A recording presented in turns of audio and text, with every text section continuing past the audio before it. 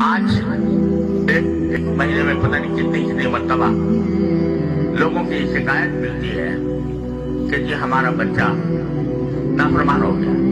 ہم نے اس کو اعلیٰ تعلیم کے لیے مغربی یونیورسٹیوں میں بھیجا تھا لیکن اب وہ ہماری بات ہی نہیں مانتا. تو اکبر الہآبادی نے تو مرحوم نے اس زمانے میں کہہ دیا تھا کہ ہم ایسی سب کتابیں قابل ضبطی سمجھتے ہیں, ہم ایسی سب کتابیں قابل ضبطی سمجھتے ہیں کہ جن کو پڑھ کے بیٹے باپ کو خبطی سمجھتے ہیں. تو آج یہ منظر ہمیں نظر آ رہا ہے. اس پر بڑا فخر کیا جاتا ہے میرا بیٹا اعلیٰ تعلیم کے لیے فلاں جگہ بھیج دیا گیا ہے, اور وہ تنہا وہاں پر رہ کر وہاں کے معاشرے سے متاثر ہو کر وہ مغربی رنگ میں رنگ جاتا ہے.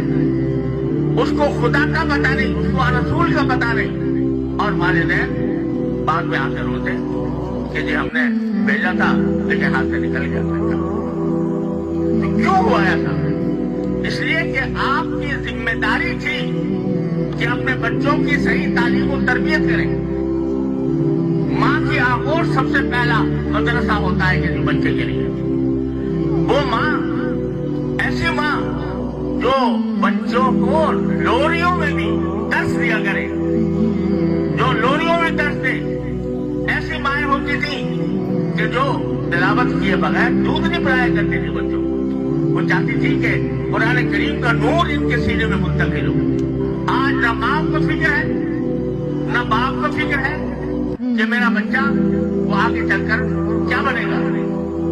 اتنا تو ضرور ہے کہ میں تھوڑی سی اس کو ڈگریاں دلوا دوں, لیکن ڈگریاں دلوانے کے بعد بے شک وہ ماسٹر بن گیا, وہ گریجویٹ بن گیا, وہ پی ایچ ڈی ہو گیا, وہ ماسٹر کہلانے لگا, لیکن صحیح انسان بھی بنا کہ نہیں, مسلمان بھی بنا کہ نہیں, یہ تصور ذہنوں سے اوجھل ہوتا جا رہا ہے.